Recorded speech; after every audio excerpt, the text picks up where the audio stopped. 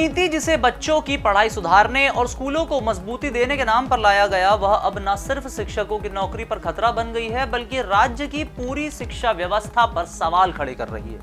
युक्तियुक्तकरण के इस योजना से जहां एक ओर हजारों स्कूल बंद होने के आरोप लग रहे हैं, वहीं दूसरी ओर हजारों शिक्षक और सहायक कर्मचारी बेरोजगारी की कगार पर खड़े हैं। कथित तौर पर जिन बच्चों को बेहतर भविष्य देने की बात थी, उन्हें अब स्कूल तक पहुंचने के लिए लंबा सफर तय करना पड़ रहा है। यह धरातल पर सच भी है।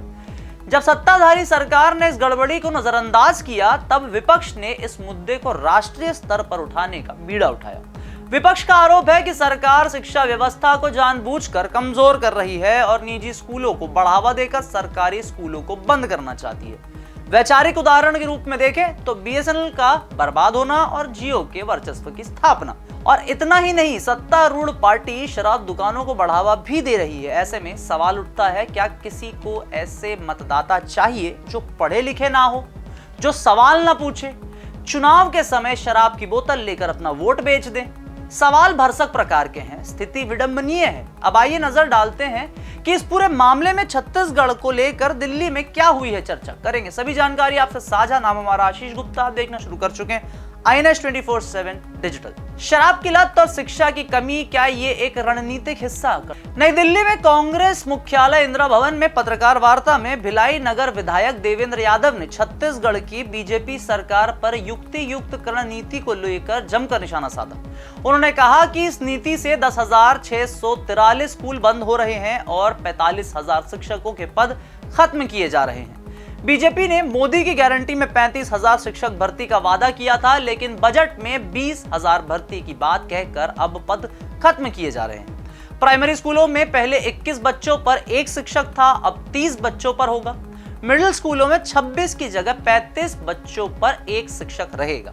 यादव ने इसे शिक्षा और रोजगार विरोधी बताया, जिससे रसोइयों, सफाई कर्मियों और महिला स्वयं सहायता समूहों की आजीविका पर संकट है। बस्तर, सरगुजा और जशपुर जैसे आदिवासी क्षेत्रों में बच्चे कई किलोमीटर दूर स्कूल नहीं जा पाएंगे।